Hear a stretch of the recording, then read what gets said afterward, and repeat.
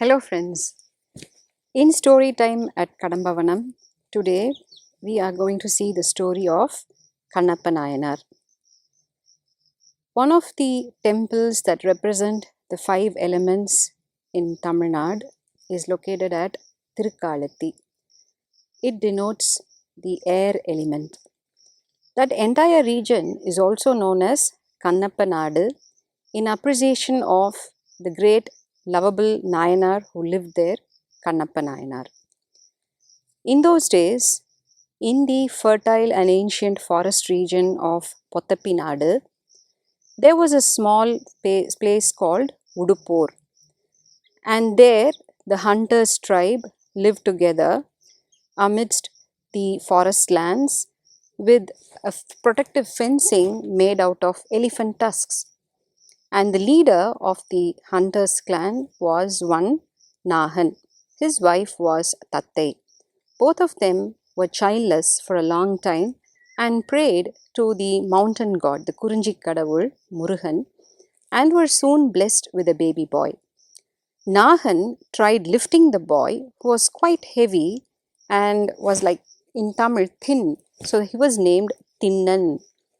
Tinnan grew into a very mischievous young boy, and when he was about 2 years old, outside their homes, the hunters had training animals, the lion, the tiger, an elephant, a deer, which was used to hunt other animals. So there was this ferocious lion, and into the lion's open mouth, Tinnan was letting his hands in and playing. Seeing this, the father was terrified and came running and picked up the small child and chided him. Tinnan started crying. Here, Seklar uses a beautiful play of words indicating that the eyes that were going to remove the evil that had befallen the Lord's eyes were shedding tears. This was about the incident that was to come later. Tattai came running, picked up the crying child and consoled him.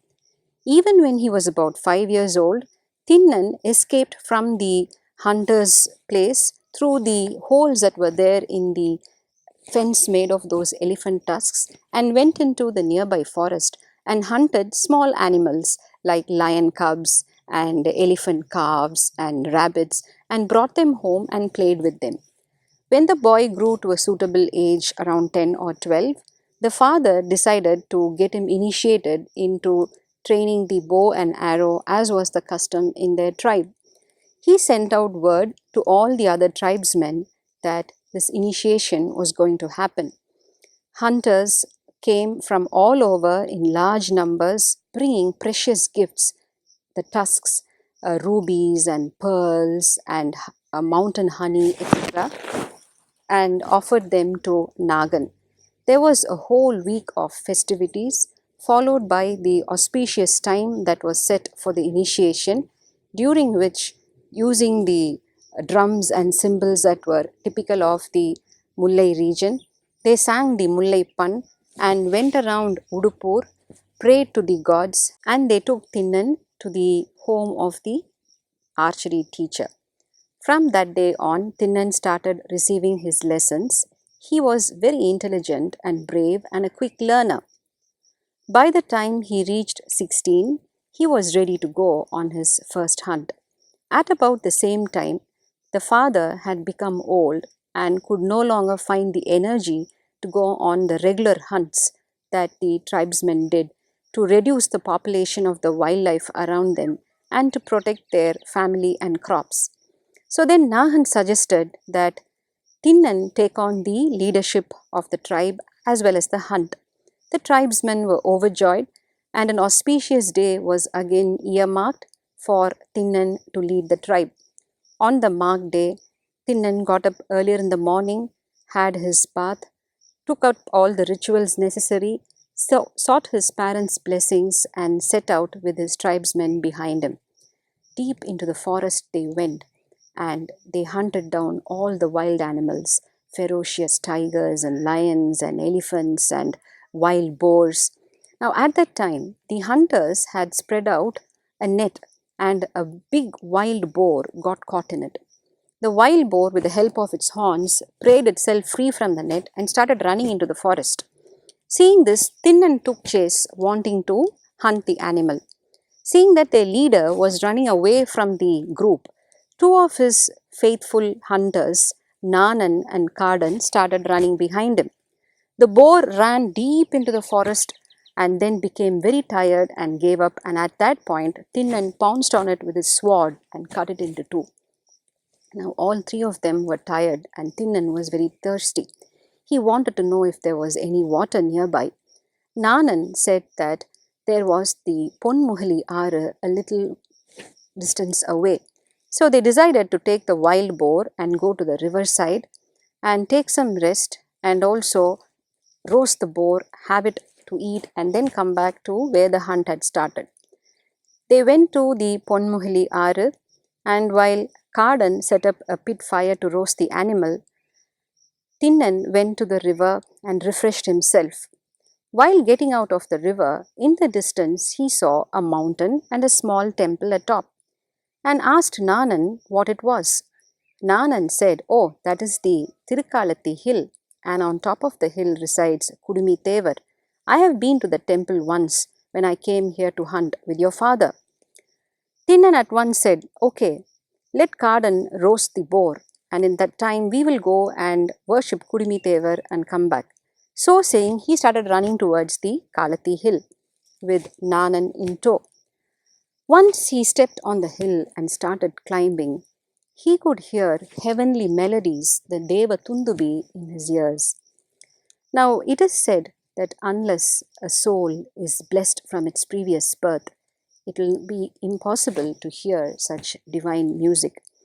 There is a story that in Mahabharata, one of the Pancha-Pandavas, Arjuna, due to an incident, was blessed by Lord Shiva to be born into the hunter's tribe in his next birth and come back to him.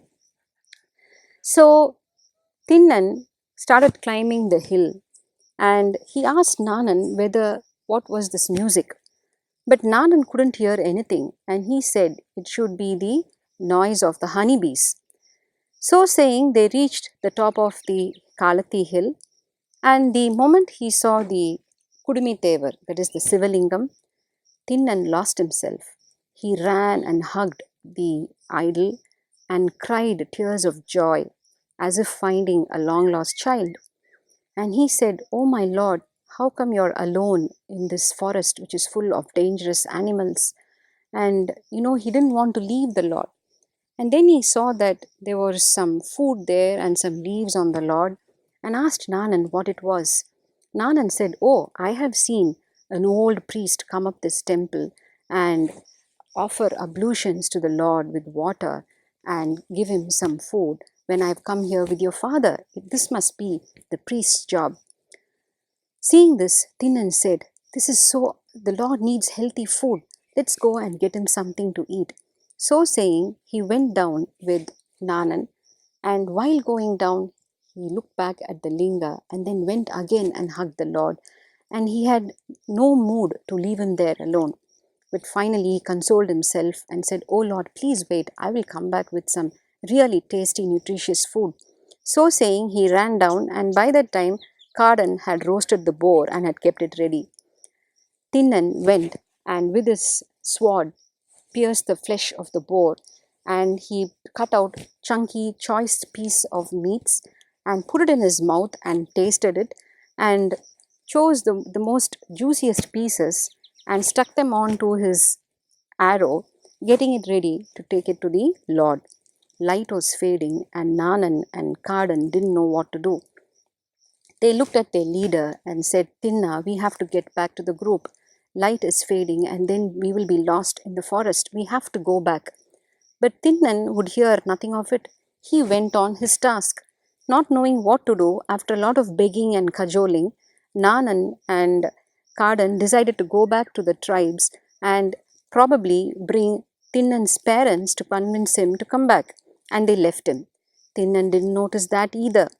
Then as he took the leaves of the teak tree that was there and made it into a plate so that he could offer the meat to the Lord, Tinnan remembered what Nanan had said about the priest's way of worship. So thinking, he thought, I must also take some water for the Lord's ablution, and he had nothing to carry the water with. So he got into the Ponmuhali river and took a mouthful of water. And then he plucked some flowers from the wild trees there, and then he didn't have anything to carry that either. So he put them in his hair and then started moving towards the Tirukalathi hill. He went up and with his slippered foot just took away all the flowers and leaves that were already there on the Lord and poured the water from his mouth and then adorned the Lord with the flowers from his hair and then put the teak leaf plate, which is known as kalle in Tamil, and laid out the pieces of the boar for the Lord to eat. Then Tinnan, since it was dark, told the Lord to take rest and said that he would stand outside the temple and protect him from any harm that could come during the night. Sleepless stood Tinnan at the entrance of the Tirukalathi temple with his bow and arrow, looking for wild animals that may come that side. Soon the sun rose in the sky, and Tinnan decided to go for the day's hunt so that he could bring more food for the Lord. So thinking, Tinnan went into the forest to start his hunt. In the meantime, the priest who normally offered prayers at the temple, he belonged to the Adi Saiva clan and was known as Sivakosariyar. He came up the Tirukalathi hill and going into the temple was shocked to see the meat that was placed in front of the Lord. With tears pouring down his eyes, he declared, "Oh my Lord, this should be the work of these moralless hunters who are there in the forest." And then he cleaned up the whole place, went and took a holy dip in the Ponmuhali river, came back and offered his prayers and cleansed the place and offered the food that he had brought as well. And he went back. As evening came to a close, Tinnan had finished his hunting, and this time not only wild boar, he had hunted other animals like the deer as well. And he brought pieces of choicest meat, stewed and roasted, and laid it out in front of the Lord. And he had, as usual, brought water in his mouth and flowers in his hair as well. And he offered his prayers. Again, he stood in front of the temple at night and was protecting the Lord. Now, this went on for 4-5 days. By that time, Kardan and Nanan went to Udupur and brought back Tinnan's parents. Tattai and Nahan came and cajoled and cried and tried to get Tinnan to go back to Udupur with them. But Tinnan wouldn't hear of it. Then they thought, okay, our son has gone really crazy. Let him take his time. Eventually, he will come back to us. So thinking, they all went back. On the 5th day, Sivakosariyar, after offering his prayers, sat down in front of Lord Shiva and cried, "O Lord, won't you not question the ways of this immoral hunter who is sullying this place like this? I cannot go on like this. Please help me," he cried, and he went home. That night, Lord Shiva appeared in Sivakosariyar's dream, and the Lord said, "Sivakosariyare, he is no moralless hunter. He is my child, and he has unpolluted love and deep devotion for me. You know, the water that he brings in his mouth to pour on me is holier than the Ganges. The flowers that he brings in his hair to offer to me are more precious to me than the flowers that are offered in prayers by Brahma and the other devas. Not only that, do you know what he does? He uses his sandaled feet, or rather his foot with the chapels, to clear away all the flowers that you put on me. And when he stamps me with his feet, it is so pleasing for me even than that of my own son Muruga. He used to stamp me on the chest as a little child. Such is the devotion he has on me. Come to the temple early tomorrow and I will show it to you." Sivakosariyar woke up with a start. He was both anxious and afraid and in wonderment. And as soon as the sun rose, he had his bath and took all the ritualistic things and went to the temple fast. Tinnan had already gone on his hunt, and finishing his prayers, he hid behind a pillar and was waiting for the Lord's miracle to happen. Meanwhile, Tinnan finished all his hunting, and while coming back, he saw that there were bad omens in the sky brought on by the what is in Tamil called the Sahuna Paravaigal, birds that can foretell bad things that were going to happen. Tinnan was alarmed and he thought, "Oh my God, some evil has befallen you while I was away." And he rushed up the Tirukalathi hill. And even as he was seeing his lord from a distance, the sight that he saw alarmed him. From the lord's right eye, blood was flowing copiously. Tinnan ran inside and threw down the meat and the flowers and his bow and arrow, and was shocked to see the sight, and went and hugged the Lord and said, "Who could have done this while I was away?" At once he tried putting his hand on the Lord's right eye to stop the flow of blood. It wouldn't stop. The next moment he became very angry and took up his bow and arrow and said, "The person who did this to you must be here somewhere, or could it be a wild animal?" Thinking so, he went round and round trying to find out who had done this. Imagine the plight of Sivakosariyar. He was frozen where he stood. But again, thanks to the Lord's divine play, Tinnan did not sight him. So there he stood, looking at the play that was unfolding in front of him. Now Tinnan came back to the Lord, and now not knowing what to do, not having able to find the infiltrator, he dropped his bow and arrow, and then thought that normally when hunters went out and got such flesh wounds, they knew which herbs to gather from the forest and use as medicine. He thought, "Let me go and get those herbs, and I will create a poultice for the Lord's eye." He went down, collected the herbs, brought them up, and made it into a poultice and applied it on the Lord's right eye. Then also the bleeding wouldn't stop. At the time, it hit his head, the saying, "flesh for flesh." So then he thought, maybe if I offered my right eye for the Lord's right eye, the bleeding would stop. As soon as this thought entered his head, without a moment's hesitation, Tinnan drew an arrow and plucked out his right eye, rushed up to the Lord and kept it on the Lord's right eye. The bleeding stopped. Tinnan was overjoyous and he danced around in ecstasy. He didn't mind the blood that was now flowing from his own eye socket, nor did he realize the pain. At that point, the Lord decided to bring out Tinnan's affection for him further, and his left eye started bleeding. Sivakosariyar was witnessing this whole sight. As soon as the Lord's left eye started bleeding, Tinnan said, "Oh, now I know how to set this right.